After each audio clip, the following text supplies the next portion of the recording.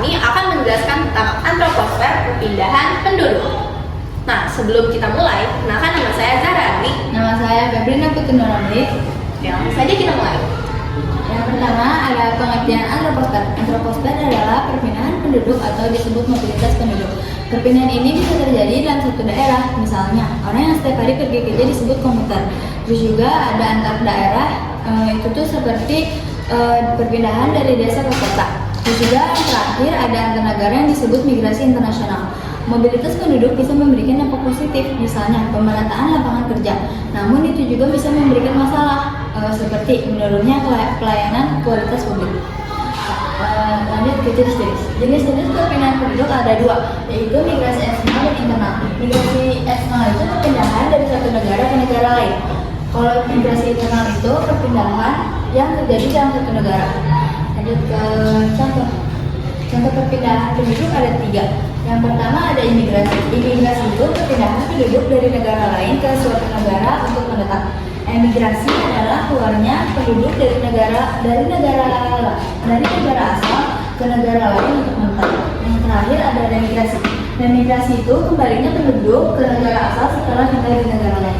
Lanjut. Oke, setelah tadi dijelaskan oleh Putri tentang pengertian dan imigrasi eksternal, sekarang aku akan menjelaskan tentang migrasi internal.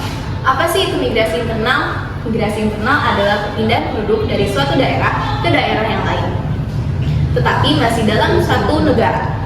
Nah, contohnya itu ada tiga. Yang pertama adalah urbanisasi.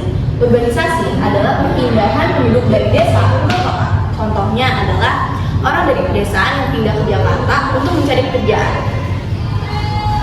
Yang kedua ada transmigrasi. Transmigrasi adalah perpindahan penduduk dari daerah yang padat penduduk ke daerah yang lebih jarang penduduknya. Contohnya adalah orang yang tinggal di Pulau Jawa dipindahkan oleh pemerintah ke Pulau Kalimantan atau Papua dengan tujuan untuk pemerataan penduduk dan memperluas lahan baru. Yang ketiga adalah urbanisasi. Nah, ini kebalikannya dari urbanisasi, yaitu perpindahan penduduk dari kota ke desa. Contohnya adalah orang yang tinggal di Jakarta, tetapi karena mereka merasa gaya hidupnya lebih tinggi atau mereka di PHK, mereka akhirnya memilih untuk kembali ke pedesaan. Sekarang kita masuk ke faktor-faktor perpindahan penduduk. Yang pertama adalah faktor penarik. Faktor penarik itu apa sih? Faktor penarik adalah hal-hal yang menarik seseorang untuk berpindah ke daerah tujuannya karena mereka menganggap daerah tujuannya itu lebih baik daripada daerah asalnya. Contoh yang pertama adalah lapangan kerja yang lebih banyak. Banyak orang berpindah karena merasa lapangan pekerjaannya lebih banyak, sehingga kesempatan untuk mendapatkan pekerjaan juga lebih bagus. Yang kedua adalah upah atau gaji yang lebih tinggi.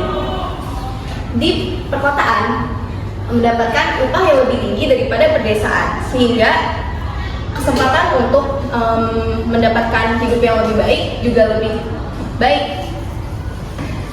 Yang ketiga adalah kehidupan lebih maju. Di perkotaan, baik dari segi teknologi maupun gaya hidup, itu lebih baik sehingga banyak orang merasa bisa lebih berkembang dan meningkatkan kualitas hidupnya di perkotaan. Yang keempat adalah fasilitas yang lebih lengkap. Contohnya sekolah, rumah sakit, transportasi, dan layanan lainnya yang lebih memadai. Dan itu sulit untuk didapatkan di pedesaan.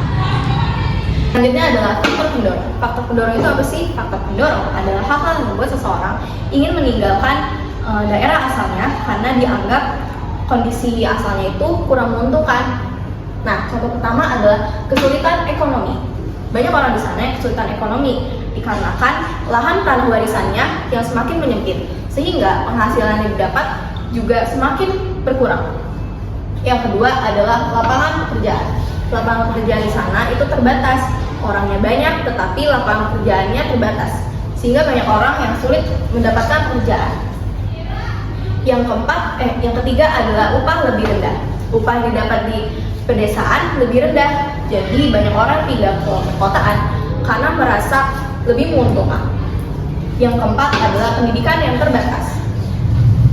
Pendidikan di pedesaan itu kurang memadai daripada yang ada di perkotaan, sehingga banyak orang berpindah untuk mendapat pengajaran yang lebih baik. Yang kelima adalah adat cukup ketat. Adat dan aturan yang ada di pedesaan itu lebih ketat, sehingga banyak orang yang merasa sulit berkembang jika mereka stay di pedesaan.